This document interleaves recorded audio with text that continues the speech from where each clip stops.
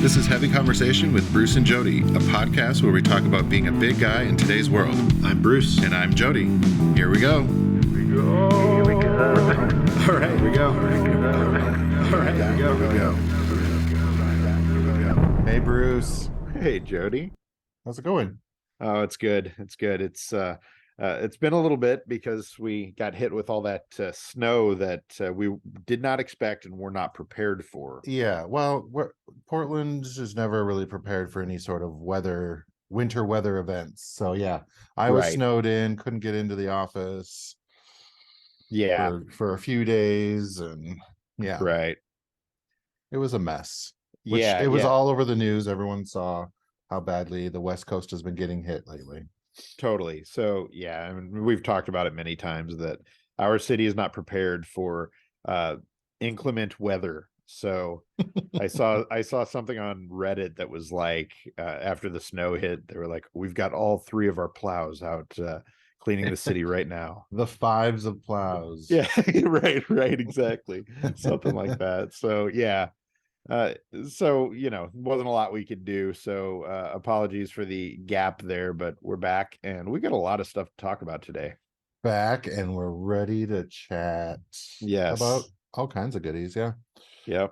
What do you want to start us off with, Bruce? Let's talk about hair growth. Let's talk about thickness. Yeah, I got a lot. I need all kinds of a trim going on. See, you've got this glorious thick hair that's just like, yeah, it's obnoxious. It's like, if you get a close in video shot of that, it's in slow motion, your hair is moving, it's vibrant, it's it's all that. Thanks. Me on the other hand, I was not blessed with that kind of hair. My hair has always been very fine. I guess thinning, I mean, I don't know, it's hard to tell. It's just so fine you can see through it basically all the time. So it's whatever. I live with it. It's fine. I keep it short and that works. And there we go. But I was contacted through Chubster by Hims, which they make the pills for your intimate parts, but they also do some other things. So they do treatments for lots of different things. So they've got like skin, mental health, hair. And so they reached out because they had launched this hair thickening, hair regrowing product. And it's not, to be clear, this is not something that I have felt like I needed to use. It's not something that in the past I've tried. They just sent me the thing and I thought, well, this is something that I probably would not have considered on my own. Because I mean, yes, my hair is fine and, does whatever it does or doesn't do, but it doesn't bother me. Like it's not a thing that I'm, So I just hadn't really considered it. And so they reached out and said, would you like to try this? And I said, what the hell? And one of the things, one of the claims that they make in their marketing, or at least in what I was pitched, was that it can regrow hair in as few as 3 months. Said something about seeing a difference in, I want to say, let me look this up because I don't want to get it wrong. So I want to make sure it was 3 to 6 weeks. Yeah, there we go. So I've been using it for about a month. Just to give it a try and kind of see. And I did a before photo. I have not yet gone back to look at it. So, I'm really just talking about this. This is not an ad. It's literally just us talking about this thing that I've tried. Yeah. I mean, it looks a little bit longer, but it could be just that it's longer, Well, that was the other thing, is that when I started it, you didn't get a haircut. So I don't know. Right. I started it and then, and my hair was kind of long. And so then a week. It says regrow your hair in as few as 3 to 6 months. Yes. And so. Did I say weeks or months? I don't know what I said. So it takes more than weeks. Right. Which makes sense. Yeah.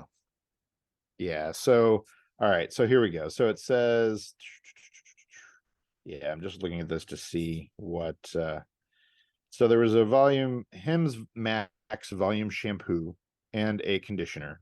Mhm. And it's basically like It's like a thickening shampoo. yeah. So improving hair. Just looking to see what it says here. And then they gave you about you said they gave you the gummies. and the gummies. There's Yeah. like So the hair and nail growth supplements. totally. Yeah. So it's all this stuff, and it's basically like you've got the shampoo, the conditioner, and the gummies, and you're supposed to take one gummy a day, and then you're supposed to use I'm using the shampoo and conditioner 3 days a week. Mhm. Oh, and you didn't get any of the actual treatments? No, I did. Because they have So like elixirs or whatever. I oh, don't know I what it did is. not. Okay. I did not get those. No. Okay. So I've just got the shampoo and conditioner. I don't have any of the finasteride or minoxidil. Ooh. Uh, those the pills or the other Yeah. whatever the droplets it looks like. Yep. Yeah. So it could also be that I'm not doing everything that's part of this process. So Hmm. I yeah. always So just think it's funny that like when you take a pill for hair growth, I'm like, it's gonna make you. I was joking, it's just gonna make your back hair grow, or like right. some other weird. I'm seeing hair growth everywhere except for the top of my head. Yeah, Yeah, exactly. right. Like, Yeah. why do I have really hairy toes now or something? Yes, Like, right. that's just Yeah, what my brain goes all the time. I'm like, it's gonna grow everywhere but where you want it. so I'm basically going to use the stuff until it's out, and I think I'll probably be able to get through the 3 months. I'm about a month in. Hmm. We'll see what happens. I like I said, if I'm not expecting to come out of this with your hair, but Yeah. we'll I mean, see. we're not all blessed with That's right. all That's right. this.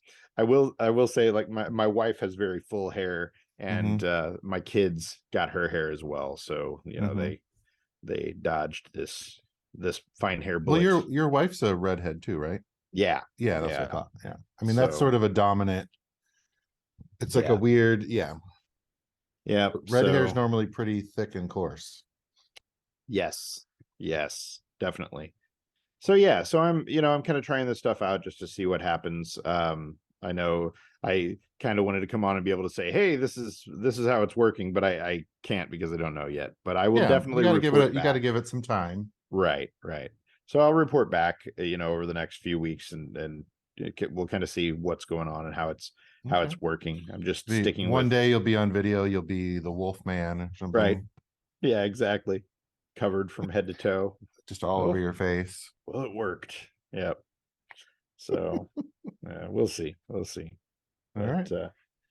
But let's break out our beers. Oh, I may or may not have already, but Okay. where Yeah. is my untapped? So, Well, in the yes. spirit of it being March, March. We made I it. decided, yes, welcome to March, and it's kind of snowy again. I have red MacGregor, Ooh, yes. a ruby ale, and it's Oh, wow. actually brewed in Scotland, but it's imported by some bottling company in Washington. The Oh Yeah. boy, Orkney Brewery, Orkney. Yes. Orkney, Orkney. Yes. Orkney. That's how I'm saying it. Yep.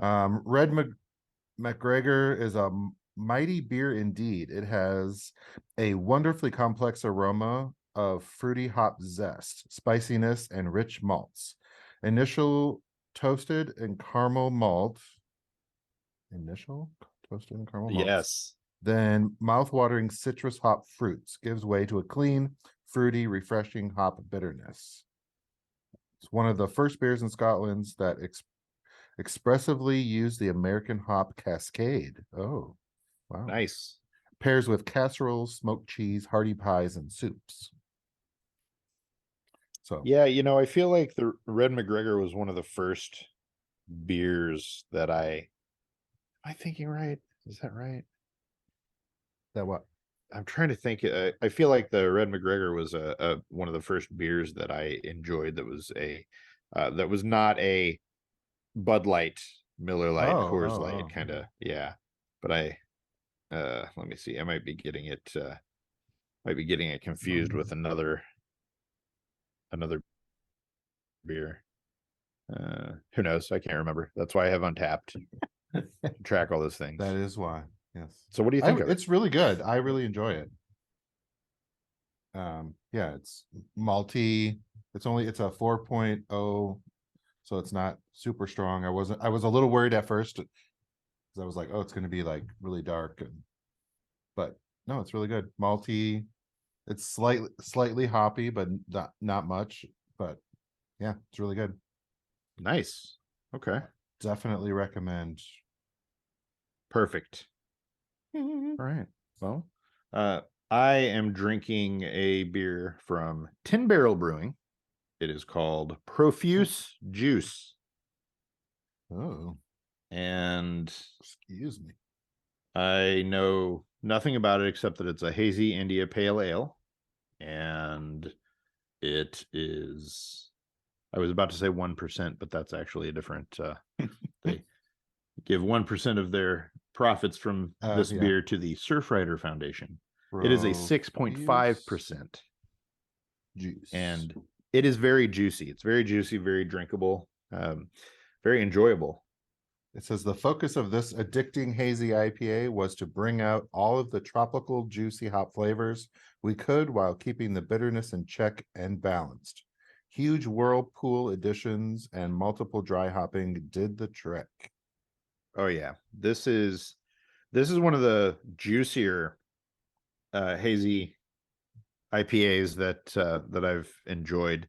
There's not really sweetness, at least not what I would consider sweetness. So you really get the juiciness without the sweet, which I also appreciate. So yeah, this is very drinkable. I wish I had more of this because this is something I would drink regularly. Profuse juice. Profuse juice. Yes. By 10 Barrel Brewing. That is right. Yeah.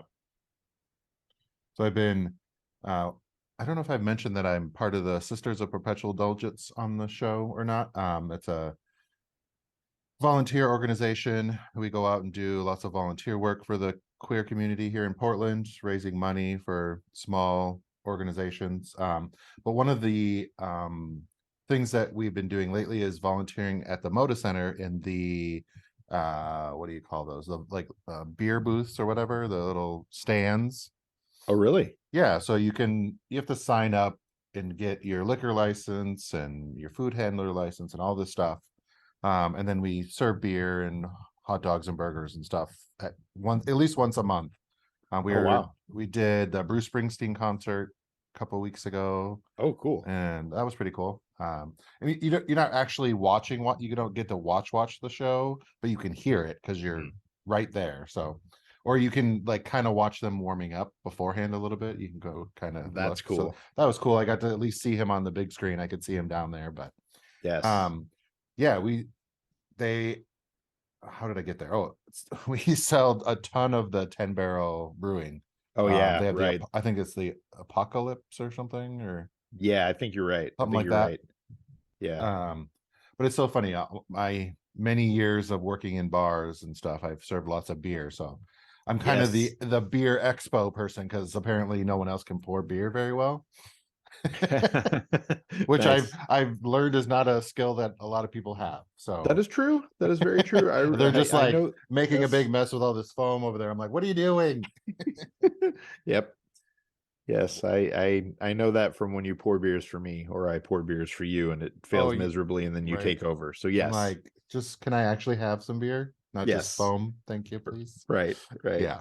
Well, that's awesome. Yeah, you'll have to let me know next time that you're all going to be there because I'm down. I love the Moda Center. It's fun to see just about anything there. Yeah. They only have so many slots for nonprofit groups. Okay. So you sign up and, but you make a percent of the whatever that you sell plus whatever tips. So it's been a nice moneymaker for our nonprofit organization. So that's awesome. When our grant cycle comes up, we'll be able to give out lots of money to a lot of the smaller organizations that don't necessarily get a lot of funding, but they're doing a lot of the real hands-on grassroots support for our queer community here. That's awesome. The Portland area. Is there any way for listeners to support or donate? Oh Like, yeah. You can go. I think we have a Venmo account. okay, You can do PDX Sisters.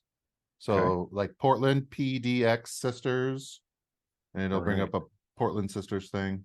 All right, we can put that in the show notes for this episode as Yeah, well. awesome. Very cool. Yeah. Yeah, so let me open that up. All right. I'm making a note now, so Yes, um, notes are good. yep. Perfect. So that's awesome. Yeah, so if you like the beers that we're drinking, check Untapped. Also in the show notes, you'll see the Heavy Conversation beer list where you can follow along. Yes. Hopefully get the beers that we ingest, whether we like them or not. You can kind of figure it out from there. So Over yes. 250 items on the list so far. Woo, it's a lot of beer. Mm-hmm. Yep. So yeah, that's a lot to go through. So enjoy. I mean, it's been a few years worth of drinking. So Right. Definitely. So let's see what else is on our action-packed episode this week. So this happened a couple weeks ago, a week or two, whatever, and we just have not, since we had our snow week, we were not able to talk about this, and kind of just wanted to discuss and see what just discuss it and kind of feel this out because yeah. it's interesting. So the author Roald Dahl, is that how you say it? Roald? I know. Roald? I don't know how to say his first name. The guy that Yeah. did Charlie and the Uh, Chocolate Yeah, I think Factory, it's and I think it's like Ronald without the N. yeah, I'm like, yeah, that's what I was like. Did they spell that wrong? I don't know. Yeah. Yeah. So his books are they're being kind of updated, rewritten. So the New York Times article about it says that his books are being rewritten to cut potentially offensive language. Um, I Yeah. would read more of the New York Times article, but I hit the paywall. Oh, So so yeah, it says they're being rewritten in an effort to make less offensive and more inclusive. And according to the representative from the now deceased author's estate, some of the language, I mean, there was something about calling, and I can't remember the character's name from Charlie and the Chocolate Factory, calling him fat to right. calling him something else. And now I have to scroll down. Um, it just, yeah, Yeah. I don't know how I'm feeling about it. Like, So here are a few examples. So they're saying that Augustus Gloop there it from is. Charlie and the Chocolate I was like, I Factory, forgot his name all of a sudden. which was originally published in 1964, is no longer enormously fat. He's just enormous. In the new edition of Witches, a supernatural female posing as an ordinary woman may be working as a top scientist or running a business instead of as a cashier in a supermarket or typing letters for a businessman. The word black was removed from the description of the terrible tractors in 1970s The Fabulous Mr. Fox. The machines are now simply murderous, brutal-looking monsters. So I thought one of the more ridiculous ones was in The Witches. There's a line, he writes that witches are bald beneath their wigs. According to the Telegraph, an added line in the new edition says there are plenty of other reasons why women might wear wigs, and there's certainly nothing wrong with that. I'm just like, yeah, these are so children's books. They're not like, I think I don't know, but I'm thinking children aren't they're thinking they're witches, that we're talking about witches. sure, And right, they're supposed to, in most fairy tales, they're, evil. right, And I get that we're not trying to stereotype witches, but I mean, it's a fairy tale. sure. I don't Yeah, know. so Dahl's estate specifically worked with a company to kind of, work through these things, look at cultural sensitivity, think about what language is in there and how they can make it more inclusive. They worked with a company called Inclusive Minds, and it's a collective that's working to make children's literature more inclusive and accessible. So they said any changes made were small and carefully considered.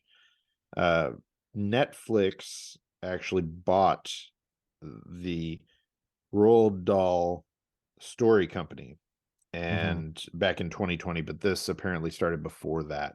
So they're they're kind of looking at this, and one of the comments here is that I guess they're saying when publishing new print runs of books that are written years ago, it's not unusual to review the language used alongside updating other details, including a book's cover and page layout. The company says our guiding principle throughout has been to maintain the storylines, characters, and the irreverence and sharp-edged spirit of the original text. So, his books have sold millions and millions of copies, more than 300 million copies. They've been translated into 68 languages, and they're read by children around the world. So that's where we're at with this, is that they've kind of gone through and they've modernized them a little, and they've updated them to be a little more inclusive. And so, they've taken out words like fat and just focus on enormous. So you were starting to talk about kind of how you feel about it. Do you want to elaborate a little more?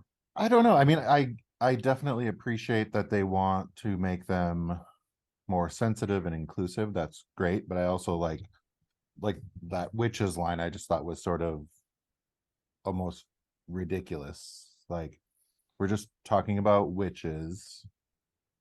I don't know. Like, Sure. we're not saying all women wear wigs. Like, it was like, because even I'm trying to, I don't know. It just, it's just a children's book. Yes, I would definitely like these, but it's almost like watching some of the old Disney movies. Like, if you watch Lady and the Tramp and you're like, wow, this movie is really racist. Like, it's really horrible. But in my memory, when I was watching it as a kid, I never saw those things. Right. I never even thought those things. It's such an interesting thing, because I do think that, I mean, obviously, I think with what both of us do, it's, there's such a main focus on inclusivity and, doing something that's good for people. And I do think that there's value in taking a look at these things and reviewing them and seeing if they work for today's society and today's generations, especially when you're talking to children about these things. One of the things that I see a lot, I got 3 kids, and so we're watching a lot of kids shows. And over the years, I've seen a lot of shows that are modern that, they're poking fun at fat people. They're making fat jokes. They're doing all these things that I cringe at when I see them, and you don't always know they're coming up. And so all of a sudden there they are. And so it's setting this thing in, in their heads that being fat is a bad thing. It's, being fat people are evil. They're the bad guys, all these things. And so I see value in taking a look at this stuff and saying, okay, we can do this better, without changing intention, but we can talk to things. We can speak to different situations in a way that is better, that makes more sense. And I like that. I do worry that, not having the thing is, the original versions aren't going away. So, they're still out there. You're still going to be able to get your hands on them if you want that. I think knowing where we came from and knowing why something is negative or is bad, or why we don't say things or don't treat people the way that people used to, is important. It's about not repeating the past. Absolutely. And I absolutely, I think that updating the books, I'm down with that, and I feel like that makes a lot of sense. I think that it's important to know that we've evolved, and kind of to know where we evolved from. And I Mhm. don't know what the best way to do that is. I definitely don't think it's keeping the books the same. Like, I think these companies, I think the fact that they had a company come in and look at this and say, how can we be more inclusive, and how can we do Yeah. these things? I think that's great. I think it's important to be able to do that. And I think when you look at things that are being created today, shows, movies, Mhm. books, Mhm.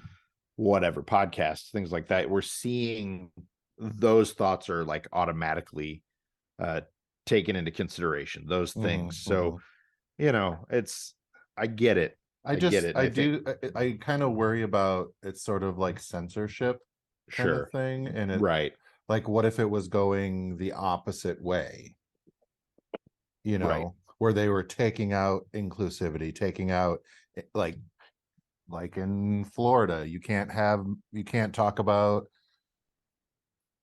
somebody having two dads or two moms, or you can't say the word gay, or any book right, that has all this stuff in it, they're taking off the shelves, like sure, it almost feels kind of this, not the same, but kind of the same right, to me. Like, yeah, yes, we want to be more inclusive, and I'm totally supporting that, but then right. what if it was going the opposite way, where they're, I don't know. No, I get what you're saying. And I think in our house, with our kids specifically, when we see things that are, really inclusive, we do try to champion that stuff, but we also try Hmm. to explain to them that it has not always been that way. Hmm. And Yeah, and you it's know, hard. You can't like read every book that your kid is going to read to. I mean, right, maybe you should, but I'm not sure, expecting that. But right, yeah, but yeah, having those conversations about those topics, it's is important, good.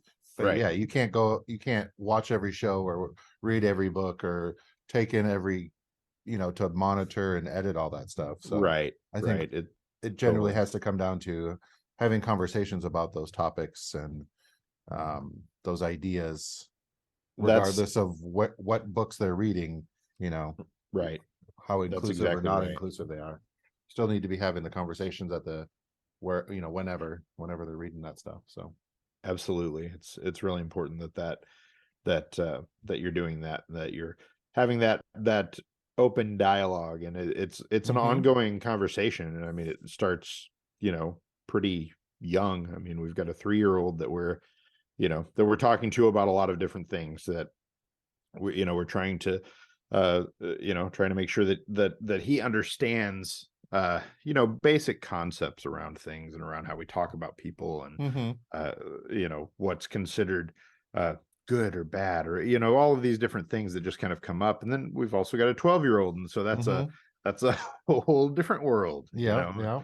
of things that you're really having to look at and kind of work through. So yeah, uh, it's difficult. I think that ultimately I think the changes they're making are good. I do think that uh that parents need to be having discussions about Hmm. these things, to explain that it hasn't always been this way. Hmm. And you're in life going to run into some instances where uh not everything is inclusive, and that sucks. And you Yeah. know it's, I don't know, it is a lot to think about, it's a lot to deal with. So Yeah. I don't I know. mean, like I definitely agree with at least a couple of the edits that they've mentioned in the articles. Um, it's all about being inclusive and not Right, shaming people, and that's definitely great. I love that. I yeah, just don't want it to get out of control, and like you said, changing the theme or the actual story, or right, right. what the author intended. Like at that Ye- time, though, that was the language that was used, totally.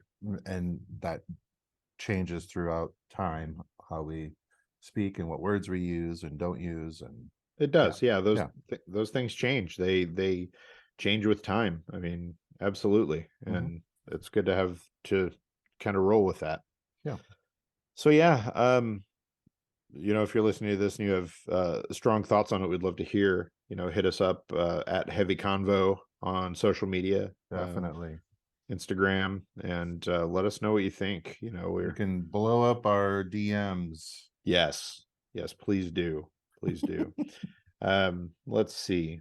So another thing that is coming up is we're doing another live show. Oh yeah. Yes, so we are doing a live show Thursday, March 30th. Yes. Let's so see. Be prepared. I want to say 6 p.m. Pacific, 9 Eastern. I don't know. Yeah, that's it. Whatever the time zones Yes. things, however that works. Yeah, we're gonna do it 6 Eastern. p.m. Pacific. Right. So we'll be putting information out about that everywhere. So we'd love you to join us. If you have questions, anything you want to talk about, whether it's from this episode or a past episode or things you'd like to hear us talk about, or future episodes, or please come to us with beer recommendations. Yes. Like anything. It's going to be kind of open. We're going to take some questions that we've got. We're going to talk about whatever is kind of going on, and we'll have a few other things, and of course we will enjoy at least one adult beverage. At least. So yeah, join us. That is March 30th at 6 p.m. Pacific. Be Facebook Live. You'll see it. We'll post links and all that. Absolutely. Awesome. Well, cool. All right. Feels Thanks, like we've Bruce. covered a lot of ground. Thank you, Jody. It's good to be back. I know. Think, hopefully now the snow is gone for a while, and we can. Well, don't look at the forecast. Though. I'm not. I can't anymore. I'm gonna maybe actually finish this big bottle of nice red MacGregor. Do it, and then not get anything done. Sounds like a plan. All right. Talk to you later. All right. Bye. Bye. Thanks for listening to Heavy Conversation. Be sure to like and subscribe on iTunes or wherever you get your podcasts.